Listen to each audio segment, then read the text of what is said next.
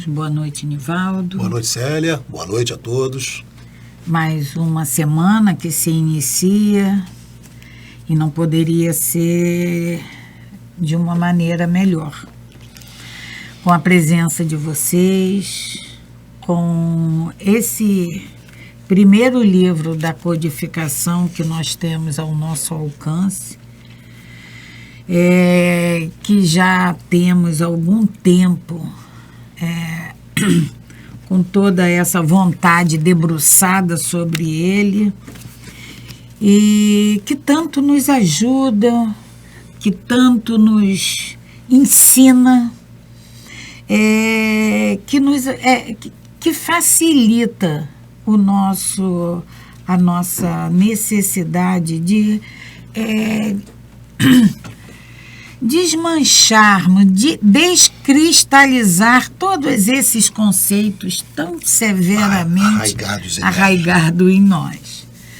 E é com muita alegria mesmo, do fundo do nosso coração, é com muita alegria que começamos mais uma semana com esse livro, com toda essa espiritualidade, nos assistindo, nos incentivando, nos esclarecendo, e com a presença de vocês, é claro, a quem agradecemos sempre por tanto tempo estarmos aqui juntos. Isso aí começou em 2020. Maio de 2020. Então, esse ano nós vamos fazer 4 anos de estudo do Livro dos Espíritos. Muitos de vocês nos acompanham desde lá do início, outros chegaram depois, outros chegaram agora, mas todos vocês têm uma importância sem tamanho. Vocês não podem duvidar da importância de cada um de vocês com esse tempo que vocês dedicam a esse estudo. O objetivo é exatamente esse: pegar essa luz que esse livro, o Livro dos Espíritos, nos traz, e colocar essa luz em cima do alqueire para que a luz se faça para todos. Mais uma vez, é muita satisfação mesmo. Vamos fazer a nossa prece para iniciarmos o nosso estudo, e agradecendo sempre a Deus, nosso Pai. Agradecendo, Pai, pelo dom da vida. Agradecendo, Pai, por mais essa oportunidade de aqui nos encontrarmos, querendo, necessitando e sabendo que precisamos resgatar todas as nossas faltas. Temos que saldar todos os nossos débitos. Por isso, Pai, nós te pedimos que nos alimente nessa nossa procura, nessa nossa vontade de mergulharmos nesses ensinamentos, porque já sabemos, Pai, que esse é o caminho. Não temos outra opção para nortear as nossas vidas, que não seja a busca pelos teus ensinamentos, pela nossa melhoria moral, pela aquisição desses conhecimentos. Nos alimente, fortalece a nossa vontade, Pai, para que possamos galgar um degrauzinho, por menor que ele seja, mas um degrauzinho a mais nessa escalada de evolução. Que assim seja, graças a Deus. E como sempre colocamos um tópico, para que nós possamos refletir, e vai ser colocado agora na tela. E ele nos diz o seguinte: cada um dá o que tem no coração. Cada um recebe com o coração que tem. Então, nós só damos o que nós temos. Nós não vamos conseguir dar o que não temos. E nós só vamos receber aquilo que o nosso coração tem. Então, é uma via de mão dupla. Eu não posso querer só receber. Não vou conseguir só receber sempre. Eu dou e eu recebo. Aquilo que eu dou é aquilo que eu vou receber. Se eu dou amor, eu vou receber amor. Se eu dou atenção, eu vou receber atenção. Se eu sou fraterno, eu vou receber fraternidade. O contrário também.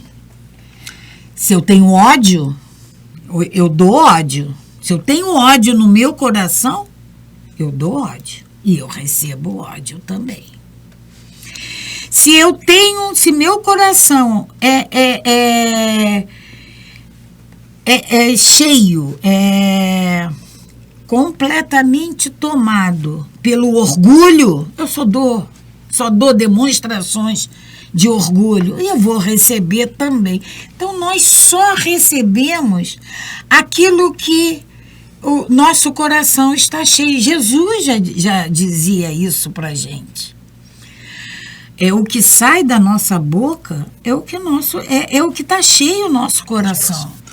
E aí, né, Célia, quando você fala cada um dá o que tem no coração e cada um recebe com o coração que tem, também nos leva àquela situação em que muitas das vezes a gente quer cobrar do outro que o outro nos dê o que ele não tem. Que ele não tem. Então, nós temos que ter esse entendimento também de não cobrar do outro aquilo que ele não tem.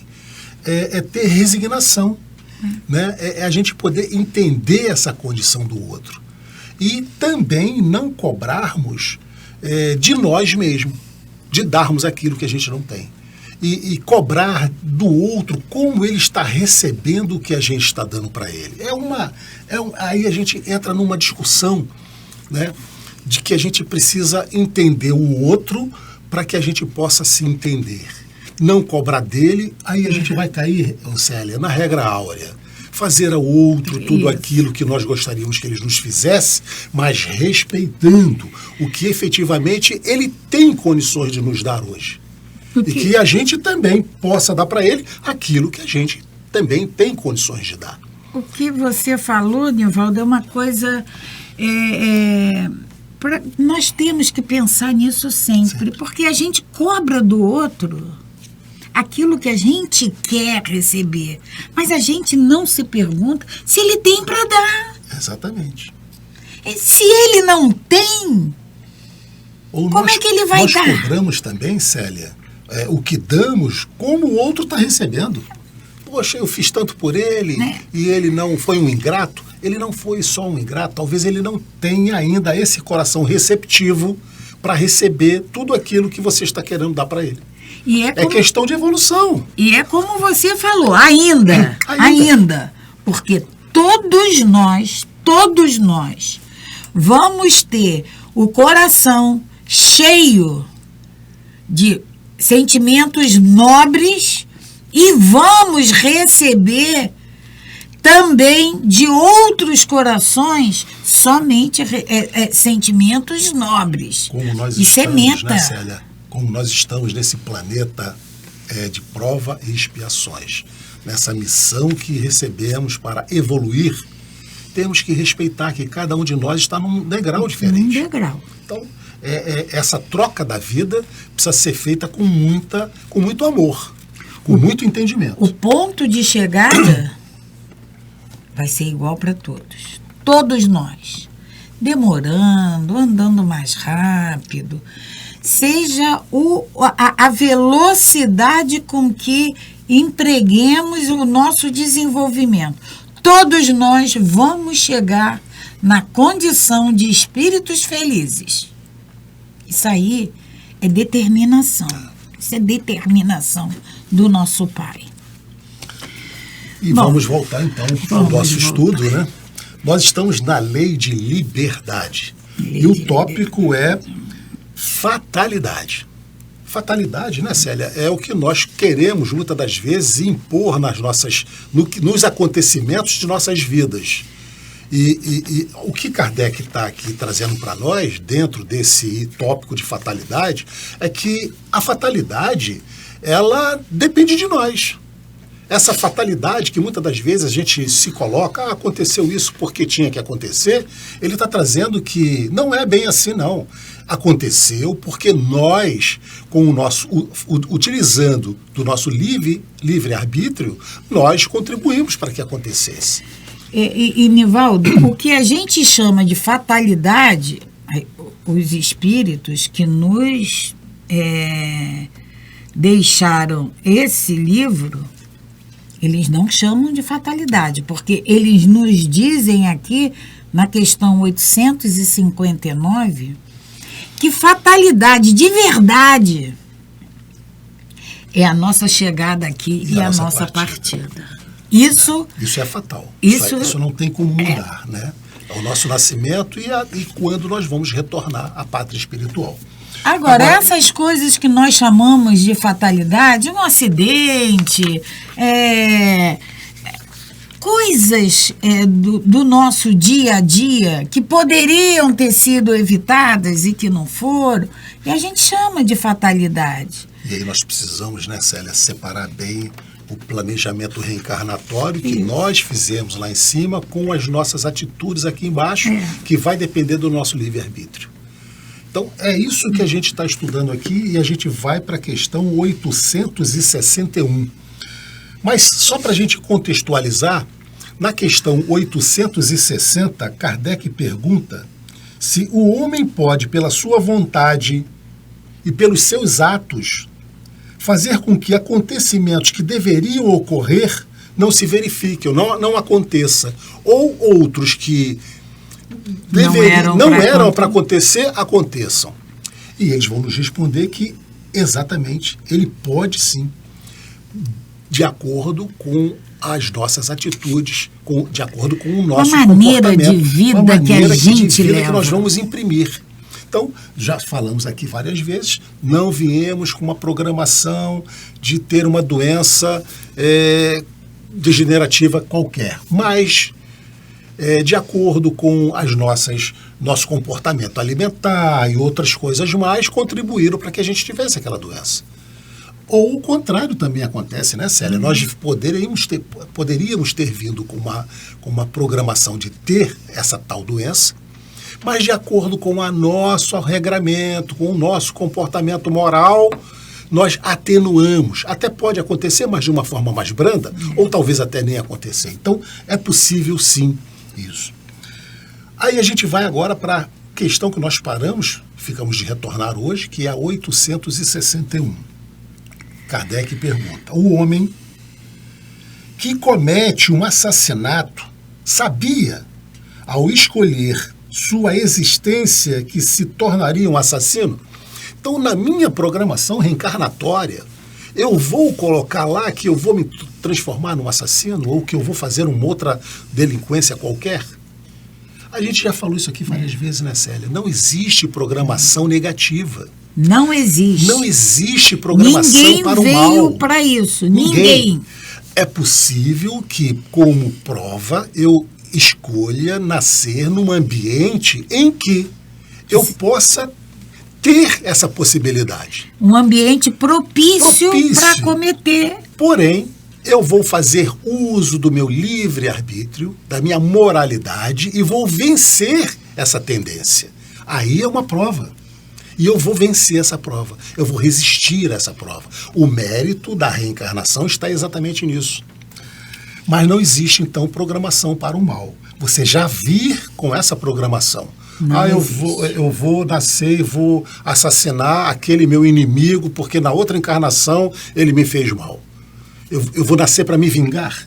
Não existe. Não né? existe isso. E os espíritos então respondem: não, categoricamente. Não existe essa programação. Ele sabe que, escolhendo uma vida de luta, haverá para ele a possibilidade de matar um dos seus semelhantes. A possibilidade.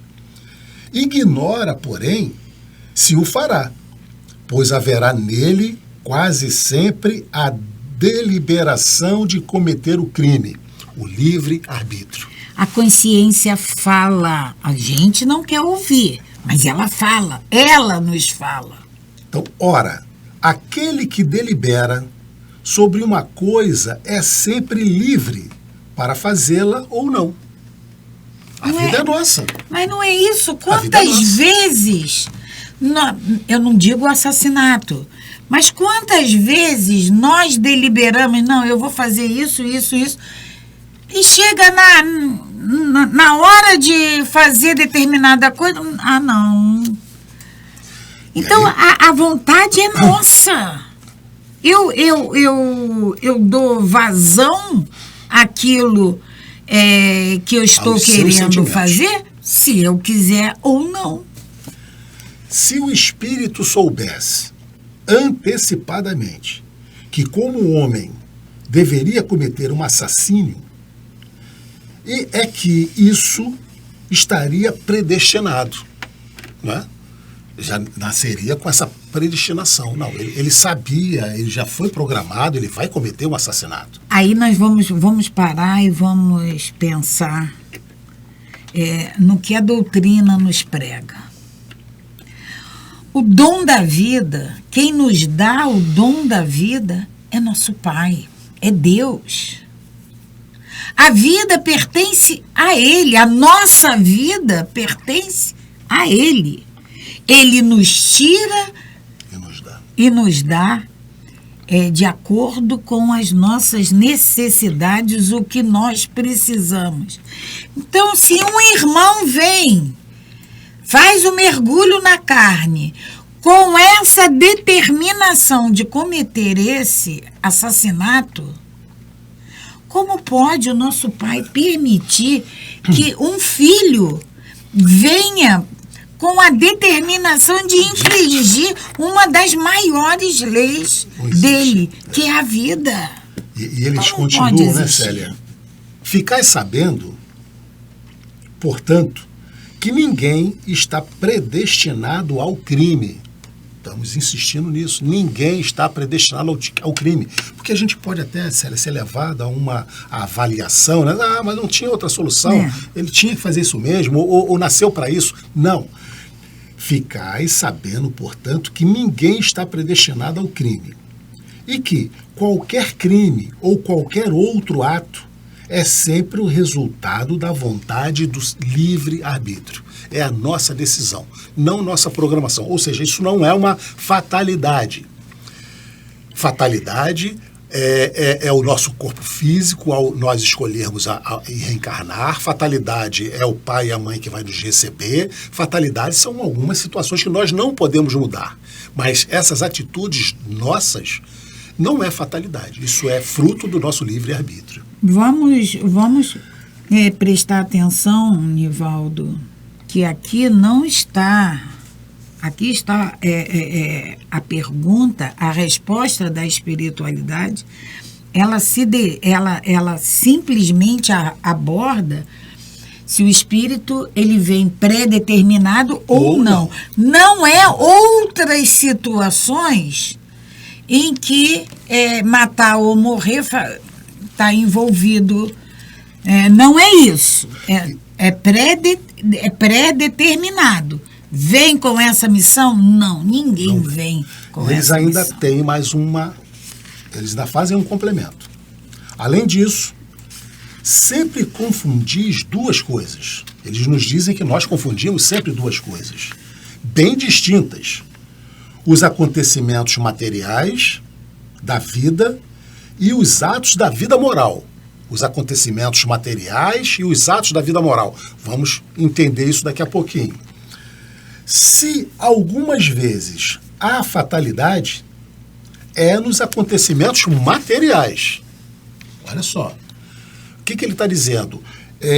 Esses acontecimentos materiais são o que nós já falamos aqui, quando escolhemos, quando estamos fazendo nossa programação reencarnatória. É o nosso corpo físico, o nosso pai e mãe que vai nos receber, os nossos familiares, o tipo de profissão que nós vamos ter, se vamos ter casamento ou não e com quem, e o tipo de morte. Essas são as condições materiais. E a condição moral é o nosso livre-arbítrio, é como nós vamos nos comportar aqui depois do nosso nascimento. São duas coisas muito distintas. Então, eles nos dizem aqui, se algumas vezes há fatalidade, é nos acontecimentos materiais. É o que tinha que acontecer, não tinha outro jeito. O meu corpo físico foi uma condição, uma fatalidade. Se eu tivesse nascido com alguma sequela, seria uma fatalidade. Mas o meu comportamento não é fatalidade. O meu comportamento depende do meu livre-arbítrio. Aí ele diz então, né? E nos acontecimentos materiais, cuja causa está fora de vós e são independentes da vossa vontade, não é verdade? O meu corpo físico independe da minha vontade, o meu pai e mãe independem da minha vontade. Então, isso são coisas materiais. E aí eles vão lá. Quanto aos atos da vida moral, eles emanam sempre do próprio homem, que, por conseguinte, sempre tem a liberdade de escolha. São fruto de nossa evolução moral. Portanto, com relação a esses atos, nunca há fatalidade. Então, não posso dizer, Célia, olha, eu cometi um assassinato, mas foi uma fatalidade. Eu bati com o carro, bati com o carro, matei alguém, foi uma fatalidade. A gente costuma falar isso. Foi uma fatalidade, foi um acidente. Não foi fatalidade. É consequência isso foi uma consequência de atitudes que nós nossas. tomamos. Fatalidade, repetindo, faz parte da nossa programação reencarnatória.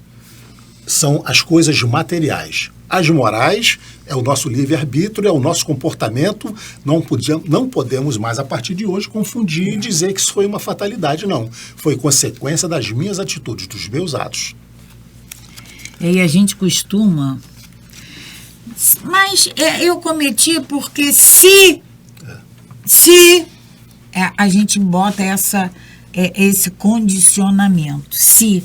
Não é se. Eu fiz porque eu decidi fazer.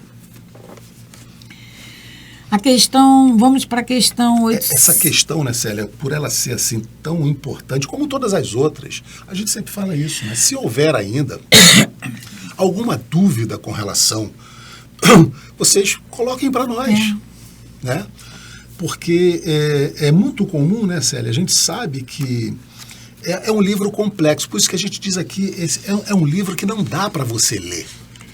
Não dá para simplesmente você ler essa questão, a pergunta e a resposta. Você precisa avaliar, analisar, interpretar, contextualizar essa pergunta e a resposta dos espíritos para que a gente possa entender exatamente o que eles querem nos trazer e provocar em nós esse entendimento que vai mudar as nossas vidas. Então, vamos para a questão 862.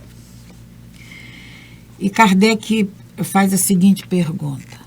Pessoas existem que nunca logram bom êxito em coisa alguma, que parecem perseguidas pelo mau gênio em todos os seus empreendimentos.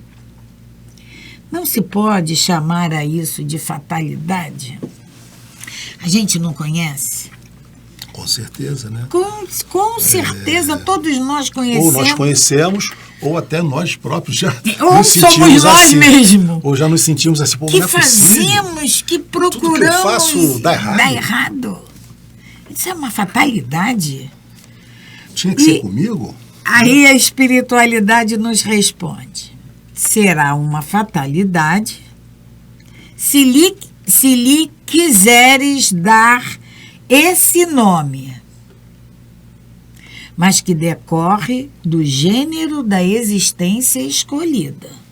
Então, vamos voltar lá para a nossa... Do gênero da existência escolhida. Programação reencarnatória. Não podemos reclamar da vida, do tipo de vida que nós estamos tendo, porque isso foi fruto de nossas escolhas. E se não foi fruto de nossas escolhas, se nós ainda não pudemos participar desse planejamento, foi um planejamento estudado, avaliado e que nesse momento é o melhor que nós podemos ter. Perfeitamente. Essa resignação nós temos que ter. E aí eu vou me resignar, é isso mesmo, e acabou, deixa... E não nos revoltarmos. Não, mas eu continuo tentando mudar essa situação. Eu continuo batalhando, eu continuo fazendo a minha parte. Não é me acomodar naquela situação. Foi isso que foi escolhido, ou foi isso que eu escolhi, vamos embora, deixa para lá. Não é assim. A gente fala isso, né, Célia? Por exemplo, é muito comum entre algumas pessoas se resignarem a tal ponto de não buscarem ajuda. Pois é. Tá com uma determinada enfermidade e achar, mas isso é assim mesmo, é a fatalidade, eu vir para passar por isso. Não.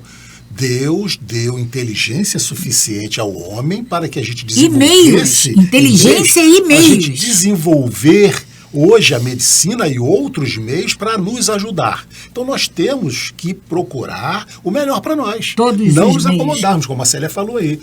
Então eu vim para isso mesmo, eu vou sofrer. Não é assim. Vamos buscar sempre ajuda. Tem aquela historinha, Nivaldo. Um náufrago está lá em alto mar e ele fala assim, Deus vai me salvar. Deus vai me salvar.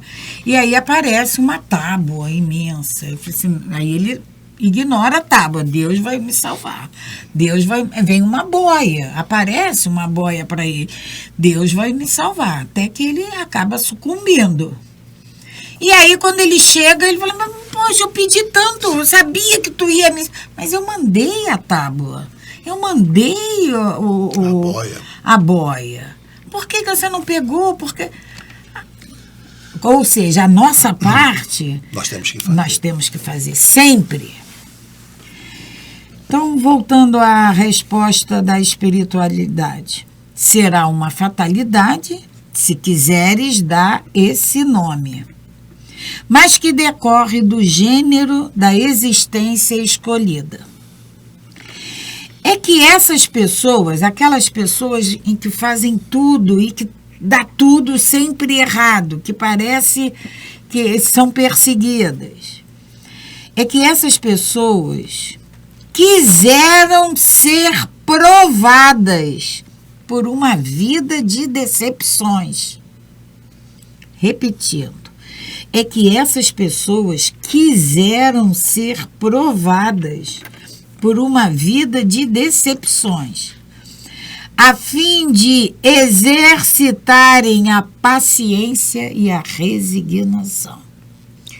Aí a gente vai parar, com toda a limitação que esse corpo físico nos dá, a gente vai falar assim, não, mas eu não escolhi isso. Eu não. Não é possível. Eu não quero exercitar dessa maneira tanta minha decepção paciência na minha e vida, minha tudo que eu resignação. tento não dá certo, tudo que eu faço dá errado. Mas eu escolhi isso? Não escolhi isso não. Inventa outra. Essa eu não escolhi não. Pois é. Mas escolheu. Infelizmente, você escolheu. E tenha certeza que essa escolha foi fruto de uma orientação, de um estudo no mundo espiritual, levando em consideração que era o melhor para você. Você precisava trabalhar essa paciência e essa resignação. E eles continuam. Entretanto, não creias seja absoluta essa fatalidade. Entretanto, não creias que seja absoluta essa fatalidade. Resulta, muitas vezes, do caminho falso que tais pessoas tomam em discordância com a sua inteligência, com as suas inteligências e aptidões. Então, não é uma fatalidade, porque lembra que lá em cima a espiritualidade disse que podemos chamar de fatalidade se quisermos dar esse nome. E aí ele continua usando a fatalidade, esse nome fatalidade. E mais uma vez, não podemos crer que seja absoluta, que ela resulta muitas vezes do caminho falso que nós tomamos. Se nós voltarmos, né, Célia, falamos aqui das nossas escolhas, na nossa reprogramação reencarnatória. E aí nós escolhemos, por exemplo, uma determinada profissão. Mas aqui a gente muda. Escolhemos um outro caminho, um caminho falso, e que vai nos levar ao insucesso.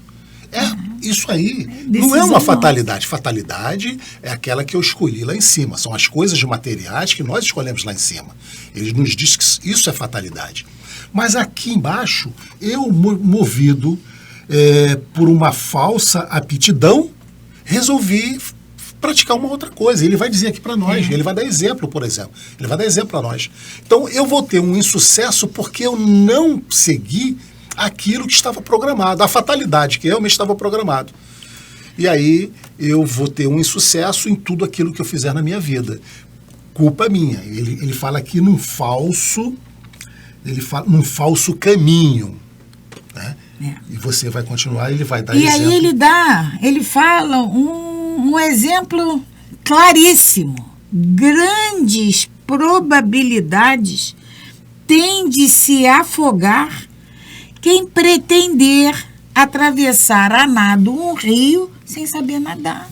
Então, eu não sei. Isso é fatalidade? Não é fatalidade. Eu não tenho essa habilidade para nadar. Isso é imprudência. O nome é outro. E aí eu vou me inscrever numa prova para atravessar um rio a nado. Grande probabilidade de naufragar, de dar errado. E isso ele usou aqui o nado, mas qualquer outra coisa que a gente possa querer fazer na nossa vida e que a gente não tenha a habilidade para ela.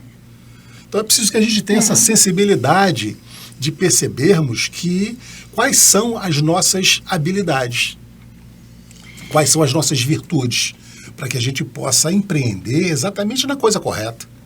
E continua a resposta dos espíritos. O mesmo se dá relativamente à maioria dos acontecimentos da vida. Quase sempre obteria o homem bom êxito se só tentasse o que estivesse em relação com as suas faculdades. É o que Nivaldo acabou de falar. As suas habilidades. O que ele se considera, o que ele tem certeza que ele pode. O que o perde são o seu amor próprio e a sua ambição, então, que o desviam da senda. O que faz com que o homem se perca é a ambição e o amor próprio. E os espíritos estão nos dizendo isso. O que faz o homem se perder são o seu amor próprio e a sua ambição, que o desviam da senda que lhe é própria e fazem considerar vocação o que não passa de desejo de satisfazer a certas paixões. Ou seja, nós confundimos vocação com desejo. Eu tenho desejo de. E eu afirmo que é vocação. É minha vocação. Então, essa clareza, esse equilíbrio, esse bom senso nós temos que ter.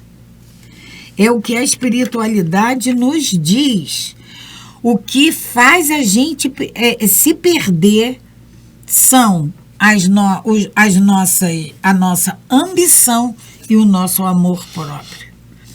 E essa ambição e esse amor próprio faz com que a gente confunda vocação com desejo. É o desejo de satisfazer as minhas paixões.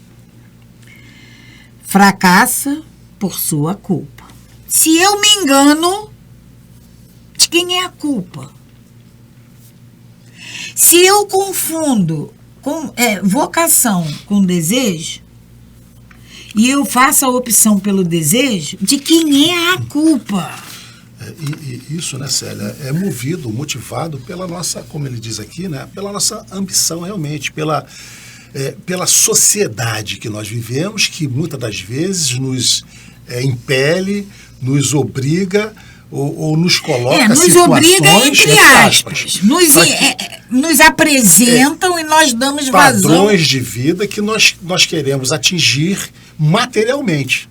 A gente está sempre pensando no material, nós vivemos aqui no material, e esse livro nos traz a necessidade da gente inverter esse olhar do material para o espiritual, para o moral. Tudo que a gente aqui fala está exatamente ligado a isso, o material e o espiritual. Nós aqui, infelizmente, quando reencarnamos, temos essa visão material. Quando preparamos o nosso planejamento reencarnatório, a nossa visão era espiritual. Então a gente prepara uma jornada terrestre aqui, independente das nossas condições materiais. A gente quer a evolução espiritual, a gente quer a evolução da nossa moralidade. É por isso que no planejamento a gente escolhe essas situações. Escolhemos essas difíceis, que muitas das vezes aqui, não, a gente renega. Não, eu não escolhi isso. É porque sem esse corpo físico, a gente pensa, como o Nivaldo falou, na nossa moralidade. Quando a gente mergulha na carne, esse corpo físico, a gente muda os nossos pensamentos, os nossos desejos, a nossa dedicação.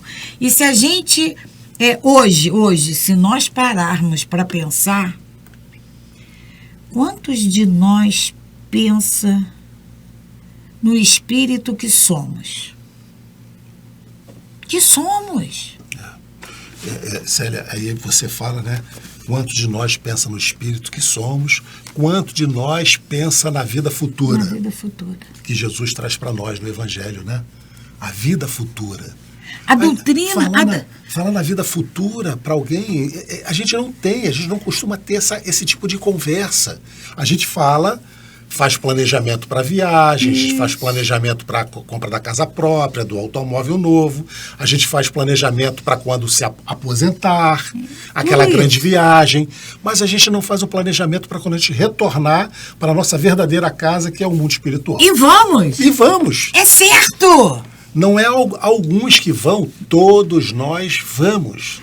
A gente não sabe se a gente vai aposentar, a gente não sabe se vai comprar casa nova, a gente não sabe se vai fazer aquela grande viagem, mas uma coisa vocês tenham certeza, todos nós vamos retornar à pátria espiritual.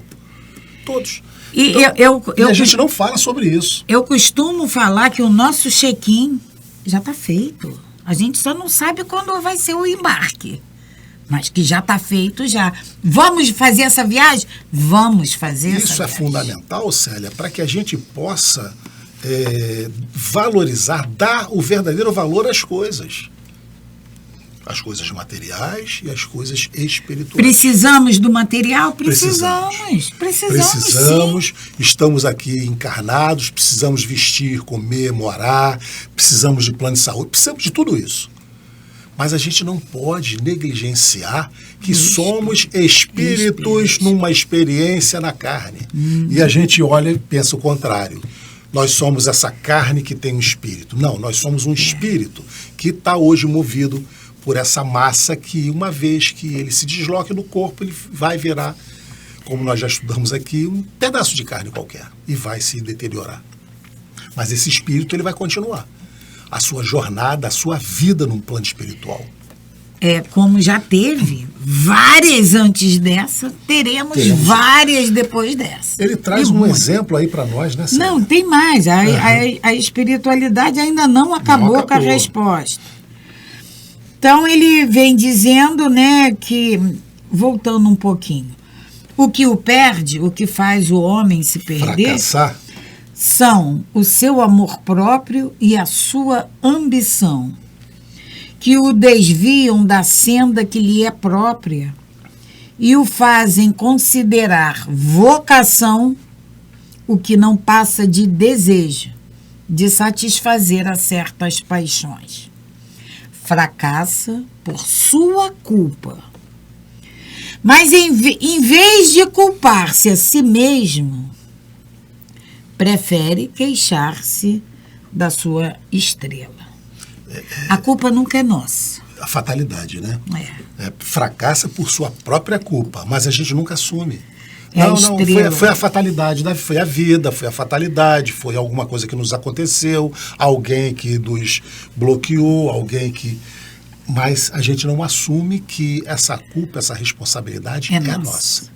E aí vem o exemplo que você falou, Nivaldo. Por exemplo, que seria bom operário e ganharia honestamente a vida, mete-se a ser mau poeta e morre de fome. Então, ao invés de ser um operário e ganhar honestamente a vida, poeta é uma coisa muito importante. Eu vou ser poeta. Eu quero ser poeta. E vai morrer de fome. É a ambição, né, Célia? É o amor próprio falando mais alto, é a ambição falando mais alto. É para satisfazer as suas paixões. Para todos haveria lugar no mundo. Para todos haveria lugar no mundo, desde que cada um soubesse colocar-se no lugar que lhe compete. Há lugar para todos nós desenvolvermos, nos dedicarmos aos dons que recebemos. Mas a gente faz a opção por uma coisa mais, que eu considero mais elevada, vai satisfazer as minhas paixões, o meu amor próprio, a minha vaidade. A ambição, né? E aí... você corre o risco do fracasso. Né?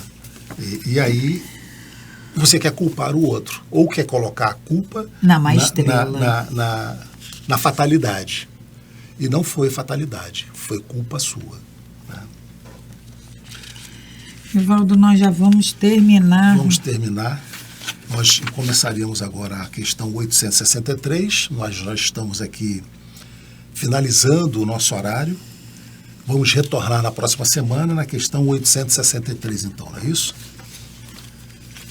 Vamos, então, fazer o nosso encerramento, agradecendo a todos vocês que estão aí conosco, fazendo esse estudo do Livro dos Espíritos, em que aqui a gente sempre diz que nós não temos pressa.